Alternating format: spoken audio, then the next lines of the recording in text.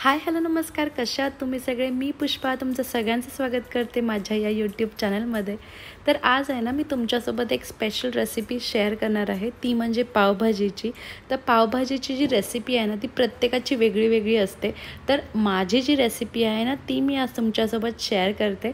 तर इथे बघितलंत का, सगळ्या भाज्या ज्या आहेत ना, त्या व्यवस्थित बघून घ्यायला लागतात. मेन म्हणजे आपला फ्लॉवरमध्ये बरेच किडे होतात. आणि आत्ता बघा, मी शनिवारी सगळं घेऊन आली होती आणि मी आज गुरुवारी पावभाजी बनवते.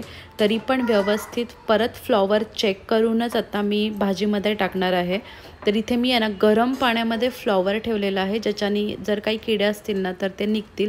आणि एका काचेच्या भांड्यातच ठेवलेले आहेत, ज्याच्याने आहेत ना मला व्यवस्थित जे किडे आहेत ना ते दिसून जातात. तर पावभाजी आहे ना, मी महिन्यातून 15 दिवसातून एकदा तरी बनवते.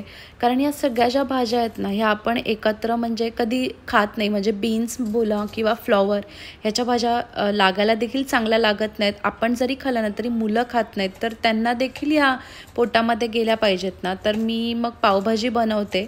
तर त्याच्यामध्ये आहेत ना, मी फ्लॉवर खूप जास्त टाकते, म्हणजे त्या निमित्ताने आपण फ्लॉवर पण खातो. मग बटाटा थोडासा कमी केला, तर फ्लॉवर जास्त टाकला तरी पावभाजीची टेस्ट काही बदलत नाही. त्याच्यामुळे फ्लॉवरची पूर्ण जी एक गड्डी आहे ना, ती घेतलेली आहे. मटार वाटल्यास तुम्ही कमी टाकू शकता, किंवा तुम्हाला जास्त टाकायचे असेल तर तुम्ही टाकू शकता. आपण ज्या भाज्या जास्त खात नाहीत ना, त्या मी पावभाजीच्या भाजीमध्ये जास्त टाकते. तर या सगळ्या भाज्या ज्या आहेत ना, त्या व्यवस्थित आता उकडून घेते.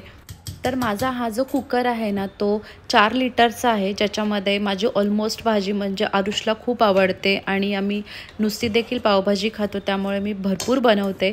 तर इथे हा 4 लिटरचा जो कुकर आहे ना, तो माझा अर्ध्याच्या वरती भरलेला आहे. एवढ्या भाज्या मी ॲड केलेल्या आहेत.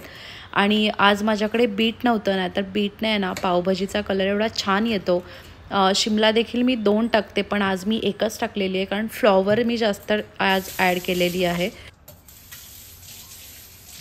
आणि आता या भाज्या उकडतानाच ना, मी याच्यामध्ये मीठ तर आपण टाकतोच, पण सोबत मी हळद आणि थोडासा पावभाजी मसाला देखील ॲड करते. त्याच्याने आहे ना, पावभाजीची टेस्ट आहे ना, ती भाज्यांमध्ये उकडतानाच म्हणजे मिक्स होऊन जाते. तर मी थोडासा पावभाजी मसाला देखील कुकरमध्ये जेव्हा भाज्या शिजवते तेव्हा ॲड करते.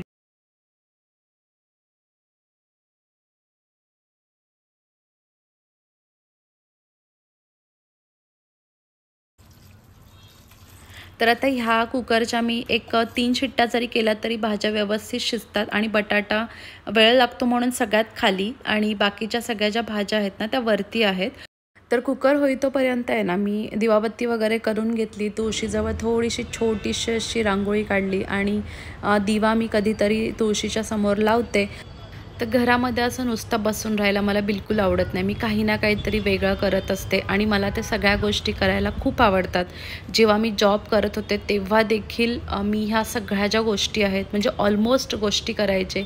खूप काय काय गोष्टी माझ्या स्किप व्हायच्या, पण तरीही मी सगळं करायचा प्रयत्न करायचे. आणि तेव्हा मला फक्त आरुष एकटाच होता, तेव्हा मी जॉब करत होते, त्याच्यामुळे मला भरपूर वेळ भेटायचा. आता स्पृहामुळे असं पण जॉब करायला वेळ भेटत नाही आहे. आणि घरातली मग जेव्हा पण वेळ भेटतो तेव्हा बिलकुल आराम न करता ही जी कामं मला आवडतात ती मी सगळी घरामध्ये करते.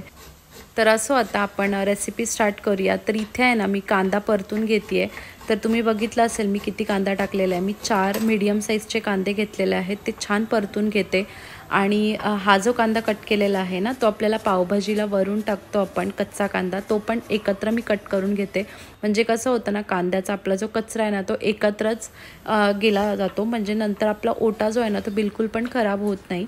तर इथे मी कांदा आणि कोथिंबीर कच्ची जी आहे ना, ती साईडला कट करून ठेवलेली आहे. आणि आता मी टोमॅटो पण तुम्ही बघितलेत, मी 3 टोमॅटो घेतलेले आहेत. तर टोमॅटो आणि कांदा आपल्याला व्यवस्थित परतून घ्यायचा आहे, आणि त्यानंतरच आपली जी पावभाजी आहे ना, ती टेस्टी होणार आहे. तर इथे ना सगळ्या गोष्टी एकत्र केल्या ना तरच मग ते पटपट होतं, नाही तर मग खूप उशीर जातो जर आपण प्रत्येक गोष्ट रेडी करत बसलो तर. इथे माझा जोपर्यंत कांदा व्यवस्थित परततो ना, तोपर्यंत साईडला माझी सगळी तयारी चालू असते. तर इथे मी आलं लसूण आहे ना, ते कुटून घेते. आणि आपल्याला कांदा आणि टोमॅटो नंतर थोडंसं आलं आहे ना, ते तेलामध्ये परतून घ्यायचं आहे. तर हा जो फ्राय पॅन आहे तो मी तुमच्यासोबत ऑलरेडी शेअर केलेला आहे. खूप मोठी साईज आहे, खूप प्रमाणामध्ये पावभाजी होते. आणि जेव्हा पण मी पावभाजी वगैरे बनवते तेव्हा माझे जे फ्रेंड्स आहेत त्यांच्यासोबत देखील शेअर करते.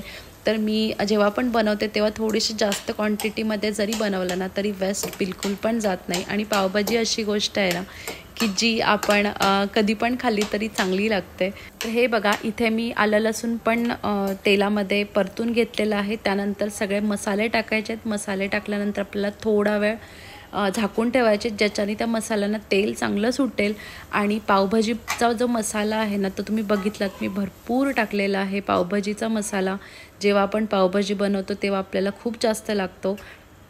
त्यानंतर इथे मी हळद आणि आपलं जे तिखट आहे ते ॲड केलेलं आहे. आणि आता मी आपल्या ज्या उकडलेल्या भाज्या आहेत ना त्या टाकून घेते.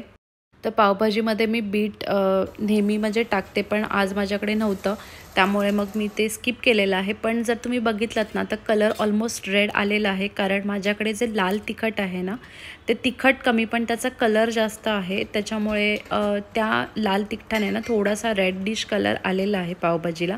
आता आपण मेन गोष्ट जी आहे पावभाजीला ती टाकून घेऊया. आणि बटर देखील मी भरपूर टाकते. जेव्हा आपण बाहेरचं काही खातो ना तेव्हा त्या सगळ्या गोष्टींमध्ये एवढा बटर एवढा चीज असतं, तर आपण जेव्हा ते खातो त्यापेक्षा आपण त्याच गोष्टी जर घरी भरपूर वापरून जर केलं ना तर ते हेल्दी देखील बनतं. स्वच्छ आपण घरामध्ये सगळी स्वच्छता करून सगळं केलेलं असतं, त्यामुळे तर ते स्वच्छ देखील असतं, हेल्दी असतं. त्यामुळे ह्या सगळ्या गोष्टी आहेत ना मी घरीच ट्राय करते. आणि मला आठवत देखील नाही आहे की मी पावभाजी बाहेर कधी खाल्ली आहे.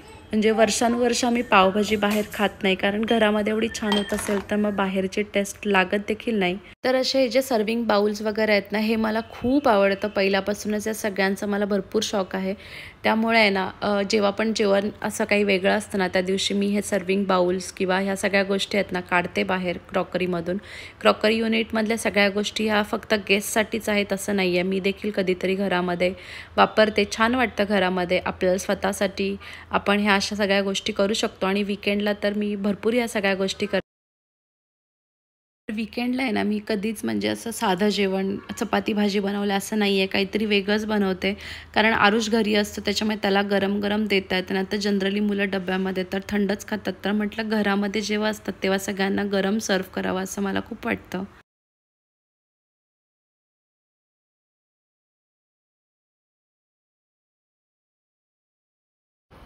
तर पावभाजी बनवली ना तर सकाळी मला बरंच कमी काम असतं. म्हणजे आरुषचं टिफिनचं काम होऊन जातं. त्याला पावभाजी खूप आवडते त्यामुळे तो टिफिनमध्ये पावभाजीच घेऊन जातो.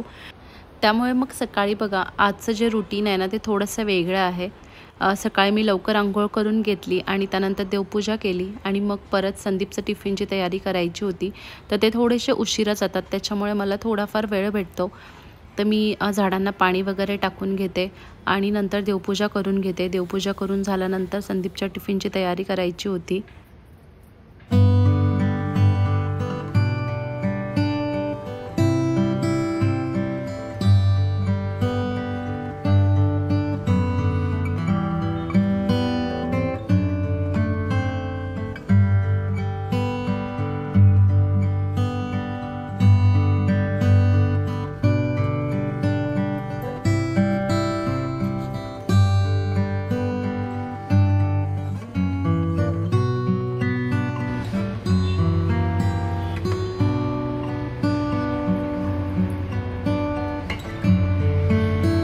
तर सकाळी उठल्यावरती एकदा चहा झाला होता, पण इथे एवढी थंडी लागतीये त्यामुळे किती वेळा पण चहा पिला ना तरी असं मन असं शांत होत नाही आहे. त्यामुळे परत एकदा चहा केला. तर असं पण चहामध्ये मी दरवेळेस आलं टाकते, पण आत्ता मी थोडंसं जास्त आलं टाकते आहे.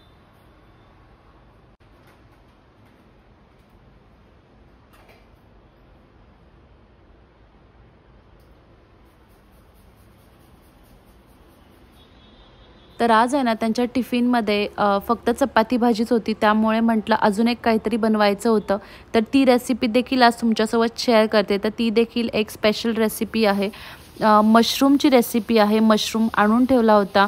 तर भाजी तर बनवायची नव्हती कारण गवार देखील होती घरामध्ये. त्याच्यामुळे भाजीसाठी गवार बनवली होती आणि मग मशरूमचं काय बनवायचं म्हणून मग मशरूमला आहे ना आज एक वेगळ्या पद्धतीने बनवलेलं आहे. तर ती रेसिपी देखील मी आता तुमच्यासोबत शेअर करते.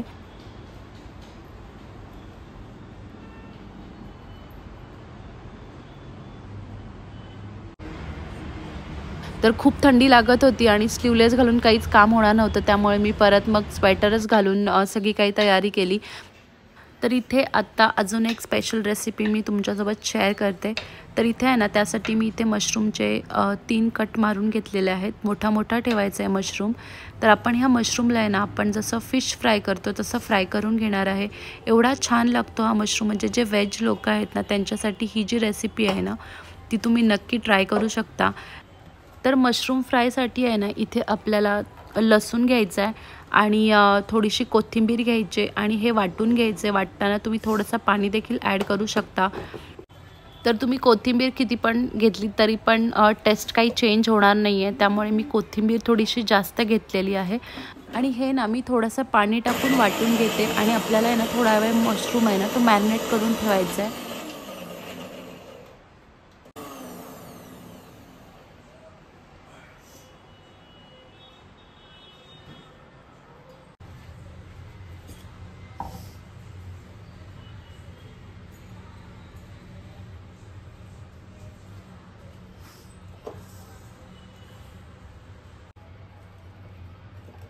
तर मशरूम इथे थोडा वेळ मॅरिनेट करायला ठेवते. त्यानंतर याच्यामध्ये आपण थोडंसं मीठ आणि आपलं जे लाल तिखट आहे ना ते ॲड करायचं आहे आणि ह्याला मी सिम्पल शॅलो फ्राय केलेला आहे.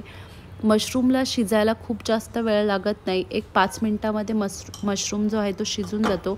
आपल्याला फक्त मसाल्याला देखील त्यासोबतच शिजवायचं, त्यामुळे आपण एक थोडा वेळ शॅलो फ्राय जास्त वेळ ठेवलं ना तरी पण आपला जो मशरूम आहे ना तो एकदम क्रिस्पी होऊन जातो.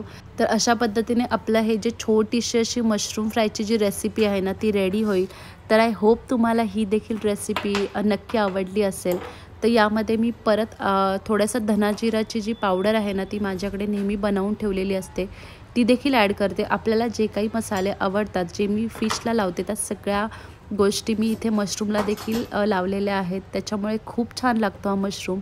तर इथे आहे ना मशरूम फ्राय करण्यासाठी मी तांदळाचं पीठ घेतलेलं आहे आणि यामध्ये मी डीप करून जे मशरूम आहे ना ते शॅलो फ्राय करून घेते.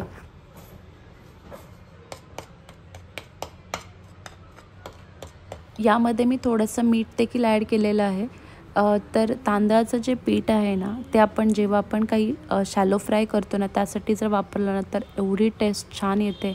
म्हणजे जर तुम्ही बटाटा पण कधीतरी असा तळत असाल ना तरी पण जर तुम्ही कॉर्नफ्लॉवर आणि तांदळाचं पीठ जर घेतलंत ना तर आपले जे बटाटा फ्राय आहे ना ते देखील खूप छान लागतं.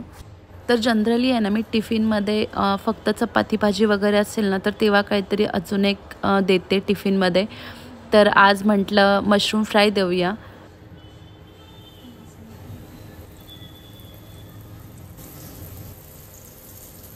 तर ही मशरूम फ्रायची रेसिपी तुम्हाला कशी वाटली? जर तुम्ही आधी कुठे बघितली असेल तर मला नक्की सांगा आणि जर बघितली नसेल तर मला नक्की थँक्यू करा आणि व्हिडिओ आवडली असेल तर लाईक करा आणि तुम्ही चॅनलवरती नवीन असाल तर सबस्क्राईब करा.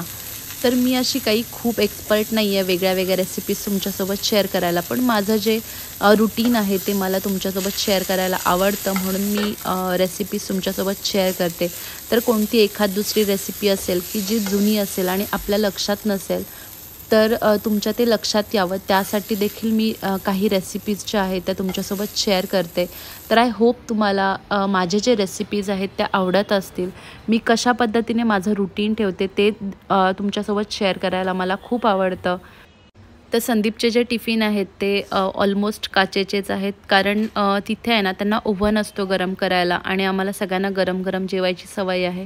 त्यामुळे मी त्यांना चपाती आणि भाजी आहे ना ती काचेच्याच टिफिनमध्ये देते. तिथे त्यांना ते गरम करून खाता येतं. तर मशरूम जस्ट फ्राय केले होते त्यामुळे मी ते बटर पेपरमध्ये त्यांना दिलेले आहेत. आणि अशी जी कच्ची मटकी आहे ना त्याच्यामध्ये जर कच्चा कांदा आणि थोडासा चाट मसाला टाकला ना तर ते खूप छान लागतं. तर ती एक साईड डिश म्हणून होते आणि संदीप खूप कमी जेवतात. तुम्ही बघितलंत मी एकच चपाती त्यांना दिलेली आहे, कारण ते बाकीच्या गोष्टी जास्त खातात आणि बसून काम असल्यामुळे आहे ना थोडंसं डाएटकडे लक्ष द्यायला लागतं, जास्त नाही जेवू शकत. त्यामुळे मग ह्या बाकीच्या गोष्टी मला बनवायला लागतात आणि मला बनवायला देखील खूप आवडतं.